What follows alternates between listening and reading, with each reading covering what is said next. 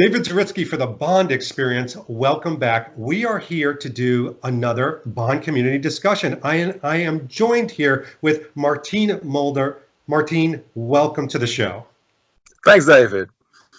So we're going to explore a lot of different areas and geographies with you because, not to put a theme around you, but you're kind of the location guy, not just finding locations, but creating experiences in locations. But I want to let's start way back. For those of you that maybe don't recognize you or, know what On the Tracks of 007 is, tell us a little bit about why the Bond community knows you so well.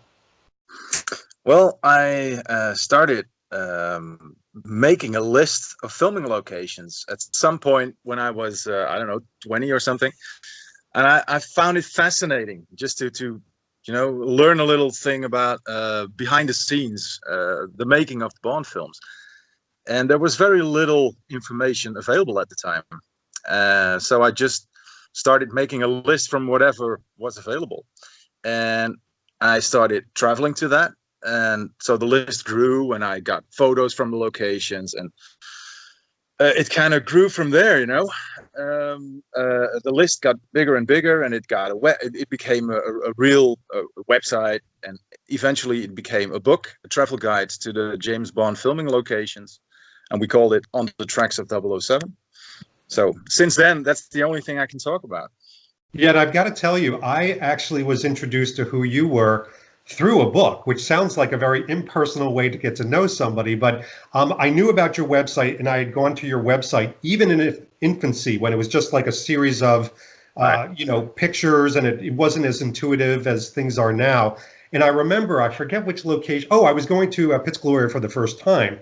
And I said, I've got to get this book. And I had this really big decision to make. Am I going to get black and white, or am I going to get color? And I'm like, what the hell am I thinking? Of course, these geographies deserve color. So I had your color book, and I still have that first edition. I have like two other ones past that, but they're all dog-eared. So, I mean, was this color Bible of locations, is that kind of what put you on the map? I suppose so, yeah. Since then, everybody knows me as the location guy. They do, but that wasn't enough for you. I mean, it would have been enough. I mean, a lot of us engage through social media. You walked outside of your website. You walked outside of this book and literally said, I want to create an experience. I want to take people to these locations. So talk to me about, at what point do you go from just writing a book and finding those locations and exploring with you and your partner to saying, I want a big group of people? Well, it didn't start with a big group of people. It started very small. I think 2004 was the first tour I did, and I just wanted to experiment with it. And I took a group of 8, I think, people to Portugal, which was a great experience, but also a learning experience, of course, because, I just I can remember putting 3 guys in one room just to make it cheaper. And one snored like hell, and so I never do that again.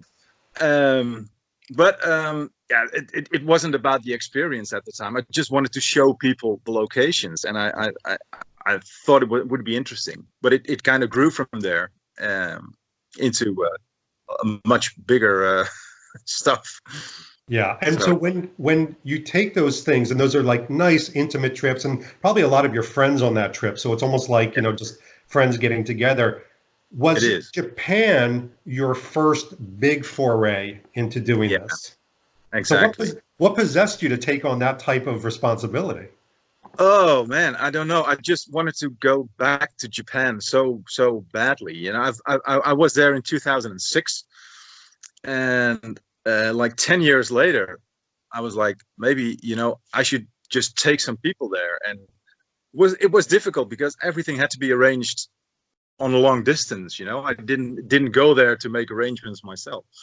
So it was a bit of a gamble, but it turned out really well. And by that time, everybody who went on the trip, we already knew each other so well. And that really made it easy. People look after each other. that way. So yeah, we had a great time there.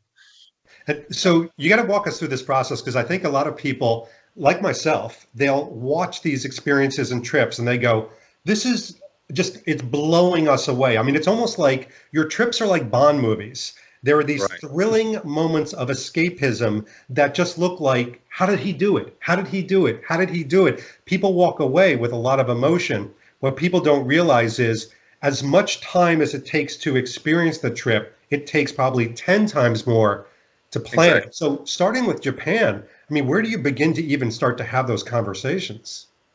You know, you just start out with the hotels. And in Japan, it was easy because I followed my own itinerary, basically, that I did 10 years before. And for instance, Tokyo, you know, Bond stays at the new Otani Hotel. So that's obviously the hotel where you want the group to stay. Yeah. But the problem is, when you start talking to the hotels, you have no idea how many people will be interested in going there. So that's always the tricky thing. Yeah. But I made a good estimate that 40 people would be handle. You could handle that 40 people, and that turned out really well, because 40 people fit into a bus with their luggage, and you know, it's manageable. Yeah. So you can't take 100 people on bus tours, because you need double buses. You can't split yourself up. You know, you can't give everybody the same experience. So 40 people, that turned out really, really good. And then I thought about doing you know, a walking tour through Tokyo, going into the subway, out of the subway, with 40 people. That's a challenge. Yeah. But we never lost anybody, so we did well. Which is amazing in and of itself. So you got to tell me, like, when you call these hotels and you speak to like a coordinator or a managing director, do you start off by saying, hi, I'm Martijn, I want to do a James Bond event? Do you start with the James Bond discussion? They don't really care what the event is about. You know, they just want to sell rooms. Yeah. And of course, they're eager to offer you a better price if you come with a group. But the funny thing is, after a while, they start, you know, they start to get interested in what it is about and how they can help. And you know, in Tokyo, there are so many hotels; they don't really care what you're doing.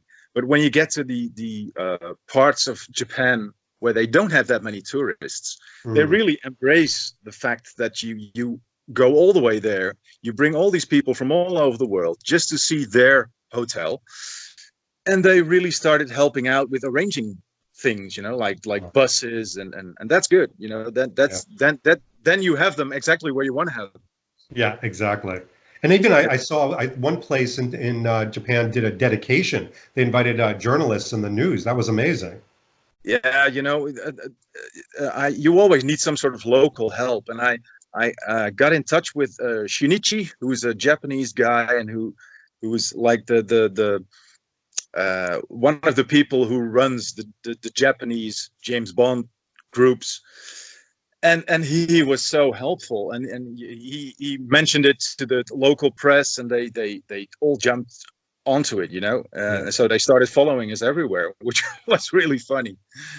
My gosh. So I want to get into your headspace a little bit, because I think people are going to find this fascinating, because you are, first and foremost, a Bond fan. I mean, you know, less people think you are coordinating, you know, travel plans. You start out as a Bond fan. So when you do a trip like Japan, you're working all the time. You're trying to make 40 people or 39 people very happy. You're trying to coordinate businesses and hotels and timing, and, you know, one person being late and somebody needs to go to the bathroom and another person throwing up. Are you still able to enjoy the trip? Yeah, I get my enjoyment out of the fact that all the other people's enjoy it. You know, that's when you see so many happy faces, that's really fulfilling. Yeah, that's good. And it's true that a lot of times I miss the fun myself. Yeah. But you know, I have I take my moments. I pick my moments where I really enjoy whatever it is that is being organized. It's funny. I have an analogy too. I think you and I have a lot of similarities in the sense on a much, much smaller scale. Sometimes I'll do these brand events like New York or London, Right. and I plan them out to the nines every second, where we're walking to, what are the brands going to say? What are they going to serve? What are we going to eat? What are they Right. giving away? What are they experiencing? And when I'm doing it, I'm just so in the moment. I'm not fully enjoying it, but afterwards, I tend to enjoy it. And I call the mentality a creator mentality, where you love to create the moment for others. You get to experience these little tidbits, but you have a passion for creating something. Right. That's true. Yeah. In a way, you're right. Yeah. I definitely see that in you. All right, so Japan is done. Right. Everybody's freaking out because they've never seen a Bond trip like this before. Do you take about a week and go, okay, now we've got to talk about On Her Majesty's Secret Service? I mean, what's the process there? Well, it was an obvious thing to do, and also people kind of expected it. Hmm. It was the 50th anniversary of You Only Live Twice. So what's next? Right, it's the 50th anniversary of On Her Majesty's. So that and plus, it's mainly in Europe, and I'm based in Europe, so it was a lot easier to actually make the arrangements. Yeah. So yeah, I think it took a week. Yeah, a week to let Japan sink in. Yeah, yeah. Start thinking about, what are the possibilities to do something here in 2 years. And I remember following your social media when you were scouting and touring. I have to ask a question because to me it's been very interesting to see your evolution. But I noticed that you made mention at one point, for example, the hotel in Lisbon, Portugal, may not have always merchandised themselves as a James Bond hotel. I actually went there about a week ago because my wife and I are going to Lisbon in November. And I noticed on the hotel now, right on the front of their website with the scrolling pictures, is the picture of your trip with all the people there. So when you first contact them, are they like, James Bond what? Or did they know about their history? They know about their history, but they never realized it would bring in customers. And they're an old, elegant hotel, and of course they were in that film, but I don't think they realized that so many people like that film. Right. So I think now they know. Yes. Yeah, I bet. Well, and what I don't want to do is I listened to Joe Darlington's interview with you, which I thought was a great interview. And it really was like 45 minutes of a gush fest, which deservedly so, because I keep hearing these stories, talk about, FOMO, fear of missing out. I keep hearing these stories how every step of the trip was so well planned, so emotional, so physical, like everybody had such a great time. I actually want to talk about a different aspect of that trip rather than the beauty, because again, this is a process. Like you're Willy Wonka and you're running a factory that makes chocolate, but travel trips. So talk to me about a little bit about the stress, maybe some of the aggravation, because again, you didn't have 40 people this time. You had quite a bit more. So what are some of the problems that you often see, or you did see? Well, the thing with the On Her Majesty's trip is that it started out as an idea for just doing location trips in Portugal and maybe in Switzerland, but it kind of the hotel embraced the idea, and Piz Gloria embraced the idea in the end, and they all wanted to do something extra. So it wouldn't make much sense to go over all that trouble for just 40 people. Right. So we started adding things for a large group of people. Plus, the tours, the way I do them, are often very expensive because we always stay in the best hotels. We do the cocktail parties, we do the dinners. It's really a James Bond lifestyle thing, which makes it very, very expensive, and not many people can afford that. So we wanted to make it more accessible for a large group of people. So that's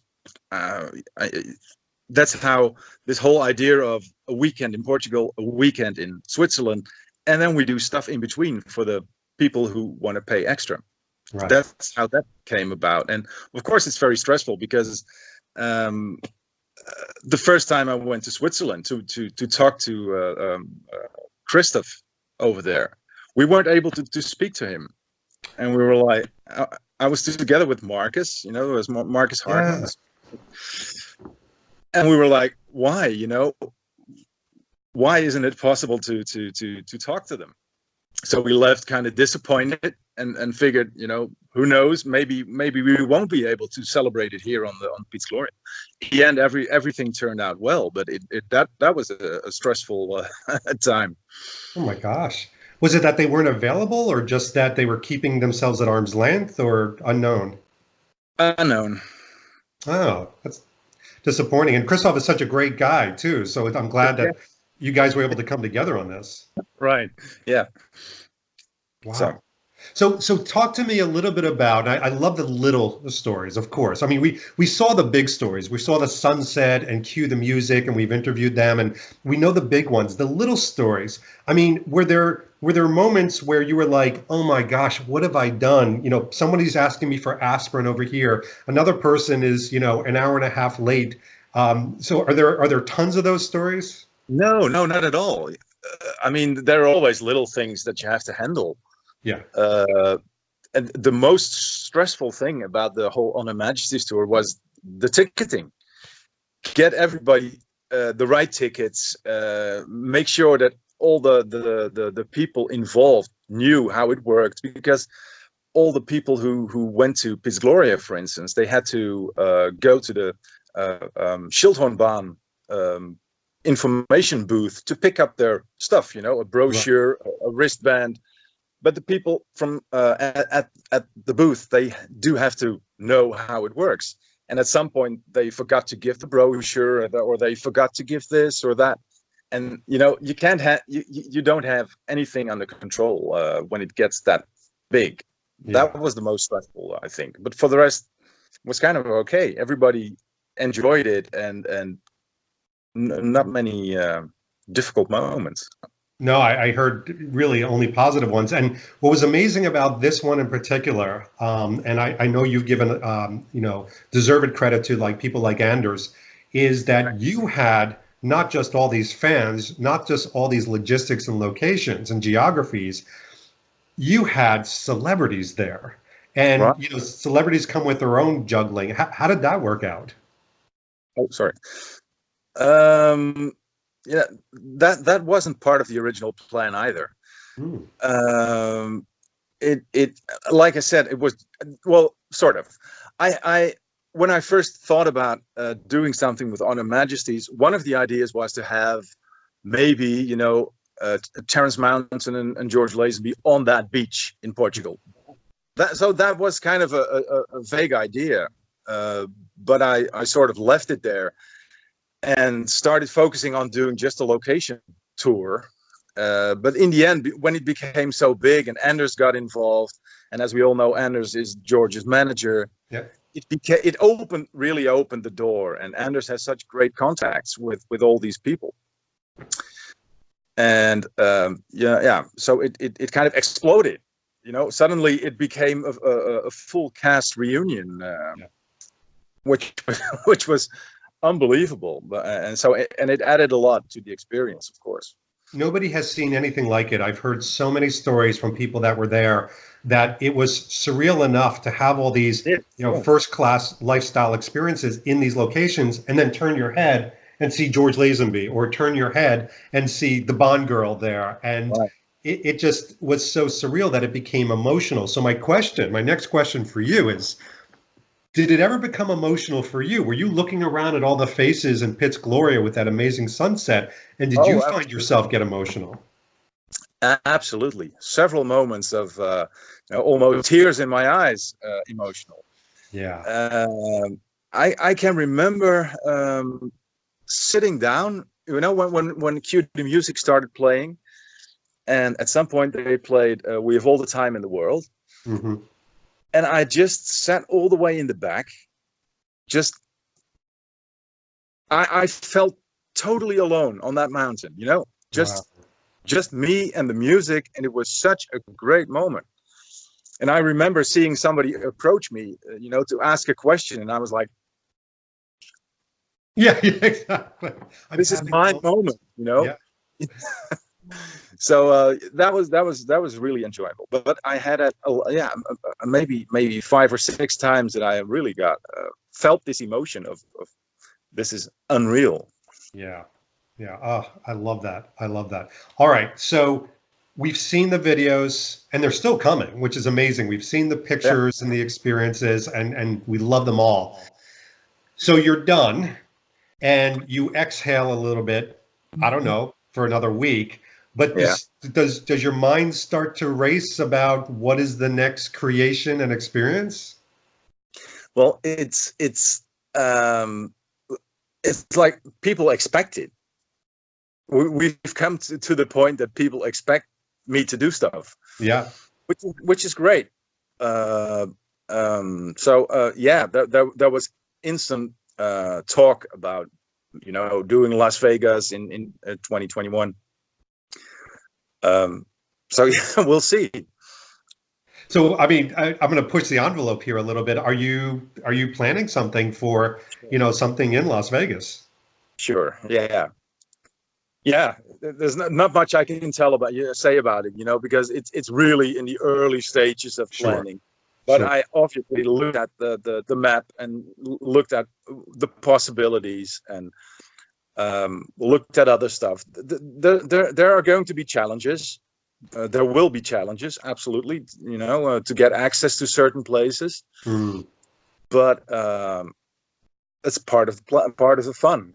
Exactly. And you've got a little time ahead of you. By the way, I have no excuse not to be on this one because, I mean, Las Vegas is a relatively short trip for me. I have no excuse. I am absolutely You 100% should. going to be there. You should. Yeah. I have to because it's so difficult to hear the stories and watch the videos, like sitting from, your little home office, watching, kind of the world enjoy this. But I mean, those are the things that you create. It's amazing. It's fun. It's fun. And to tell you the truth, there's something else that I really can't talk about, but I have to say a little bit.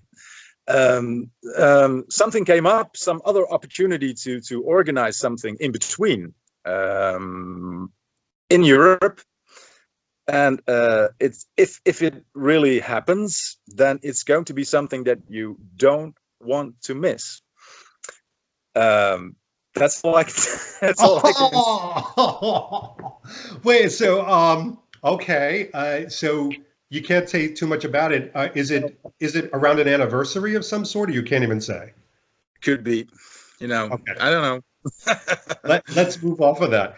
I do have a question though, and I don't think it's controversial, but I've been dying to ask you about it. So, these events have attracted not just a lot of people, but a lot of attention. I mean, there's a lot of social media around it, a lot of focus, and well-deserved focus on you, Martijn, as the creator. Has this gathered the attention of official eyes? Eon, for example. I mean, is there let me just say, a digestible relationship there? No, there is no relationship. When I was promoting my Honor Majesty's thing, I made the mistake of, making a short film with snippets of the movie, and I put it on YouTube, and which was not very smart to do, I think, but I thought I could get away with it, and that nobody would really care, But I got a letter from Eon that was not you can't do that. Mm-hmm. So, and they really wanted me to point out that the On Her Majesty's 50th anniversary event was not something that was not an official Eon event. Right, right. So, which I I did. actually do. I remember you posting something like that in different places. There was kind of like this, this is not sanctioned, this and that. And I thought, actually, I'll tell you, my mindset behind it was, I'm like, well, that's not bad. Like if that's the worst you had to do to make sure this experience was created, that's not horrific. Yeah, they really wanted me to point out that it wasn't. They were afraid that people would think it would be an official event, and I was like, you never organized anything. Why would people think that? Yeah, yeah, exactly. It really has been, I've talked about this a lot on my channel. It really has been the fans that have created the most Exactly. enduring and endearing moments around Bond when there isn't a movie. I'm a big believer in that. Exactly, and I'm really not the first one to organize events and trips. You had Graham Rice, Pinewood conventions in the 80s and 90s, but also the fan clubs have been doing a lot of smaller events, Yep. which are absolutely amazing. And Richard Skillman with his theme party people tours, I mean, they really paved the road to what it has become. So Yeah. I mean, all of them do one thing very well. They bring people together. It doesn't matter the location. And, you could argue some are, more experiential than others, but they really do bring people together really well. That's true. And it's really often it's like a reunion of friends. Yes. You just you experience these locations and these activities together with friends, and you all have the same passion, and that is James Bond. Yeah, that's amazing. Exactly. All right, so Martijn, we do something on these. I don't know if you've ever seen these Bond community interviews, but we don't ask what your favorite James Bond or your favorite movie is, because other good people ask those questions. So can we play a little game with you? Is that all right? Sure. Okay, here we go. So you're sitting around on a Saturday with your family, and your phone rings, and you pick it up, and it's a very senior level executive from Eon. And you're like, oh boy, what did I do now? But it's actually good news. They actually say to you, Martijn, we actually appreciate you lifting the Bond franchise up the way you've done, all the work and the passion. And because of that, we are going to grant you any Bond experience that you want. You could hang glide with a cigar from a cliff. You could work with Barbara Broccoli as her assistant for a day. You could be an extra in a Bond movie. What is your one Bond experience wish that you want? Oh, that's a great question. I think I would love to experience the making of a Bond film behind the scenes. Just hang around at the 007 stage, or just seeing that with my own eyes. You kind of have this idea, of course, of how it works, but would be great fun to see so many people create something that we all like. Yeah. And I think that's the creator in you. I mean, we talked about being creators. To see another group of creators create something magical that's really created so much of your passion would be amazing. Yeah, absolutely. That would be my answer. I think that's kind of mine. But mine straddles, being an extra in a film, which would then get you on the set to watch the making of. So mine was a little bit more greedy than yours, but I love yours. All right. So Martijn, your social media, your presence, the trips, the events that you do, is there anything that you want to tell the people watching this about the future, or your vision, or anything that we can come to expect, other than kind of what you've already hinted at with some of these things coming up? Well, there are going to be events as long as we all like it, and that's and there's going to be a commemorative book, a photo book of the Honor Majesty's event, which should come out in about 10 days or something. Great. Hopefully. So yeah, I mean, I'm not done yet. Not by a long shot, and we're so glad you're not. We're going to put links to that book below here. We're also going to put all the links to your social media so people can hunt you down and stalk you, and also, obviously join your newsletter and get to know what experiences there are. But we thank you for everything that you've done. You've been amazing. You're welcome. My pleasure. Absolutely. Well, this has been Martijn Mulder and David Zaritsky for the Bond Experience. We will see you all very soon. Take care. Thanks for watching this episode. If you want to be up on the latest from the Bond Experience, just click on this subscribe and subscribe to our channel. You're going to get all the latest and greatest information, plus some exclusive content. And by the way, speaking of content, here's something especially for you, just because we know you. Talk to you soon.